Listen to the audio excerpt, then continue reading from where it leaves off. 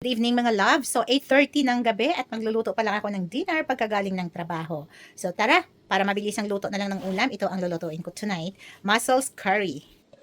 Okay, gagamit tayo ng clarified butter. And then, let's add the onion and the garlic together. So ito yung garlic. And then, we can add this turmeric powder. Ito ang ginagamit kong curry powder. Yeah, I'm using turmeric instead of the curry powder. And then we can add this tomato, the ginger, daming ginger, di ba? The bay leaves and the lemongrass. Ayan, pagsama-sama na lahat yan. And then chili, if you like spicy. Pero ako hindi ako gagamit ng chili dito kasi ayaw ni Mister. Yung mga bata okay lang, pero si Sol kasi ayaw niya ng maanghang. Ayan. So, kailangan natin more. Takpan muna natin. Ayan, nakikita kong sarili ko dyan. Naka-uniform pa ako kasi kagagaling ko lang ng work.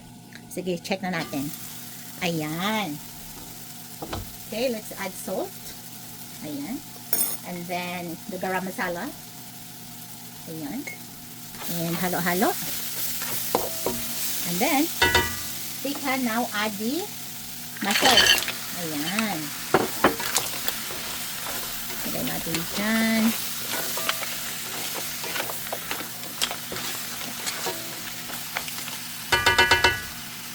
Tapos, lagyan na natin ng coconut milk. Oopsie! Ayan. Halo ulit. O, diba? Ang sarap ng ulam namin. So, hayaan lang muna natin dyan na kumulo siya. Takpan natin. Pakuluin natin ng mga 5 minutes. Ito, nakabihis na ako ng t-shirt. Check natin. Wow, look at that. So, then, we can add this bell pepper. Yan ang gulay natin. Okay, let's keep cooking for a few more minutes para siguradong luto ang ating mussels. Ito na mga langga, ready na ang ating mussels curry. So, lagyan natin ng lime, pigaan natin ng lime, pantanggal umay dun sa gata. Yeah. Ito yung curry na may lime. O, diba?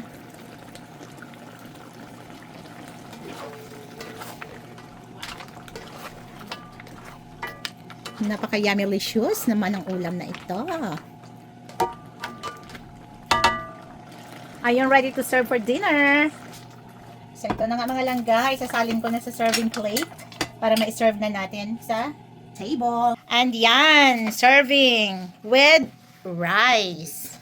Diba? Okay, sige, try na natin. Ayan, kuha tayo niyan. Tapos, lagyan natin ng sabaw. Sabaw-sabaw. May konting twist ito kasi nilagyan ko ng lime. Sukan ni rice.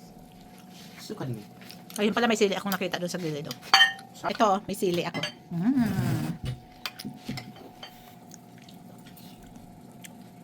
Malasahan mong lime, Charles? Yeah. Yeah.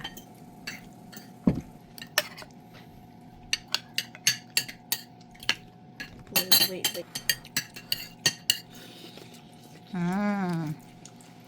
Yum. And with rice, right? Back home, wala kaming kutsara at tinidor. Ginagamit namin itong kutsara, yung shell mismo ng mussels. This is so good. With this oil, with this ano pala? Vinegar. Vinegar. Okay, so ito mga lab, kukuha tayo ng sili. Ayan oh, abo kadaming sili. Lagyan natin ng kunting vinegar. Look at the sili. So let's eat.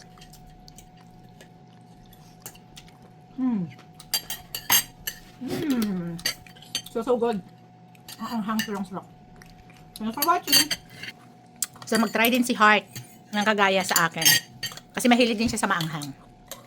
Ooh, I don't want the chili though. I want the vinegar. Tastes so good.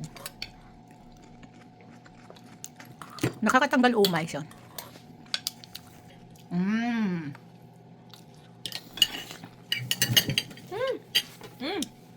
Good one? Mm-hmm. Good.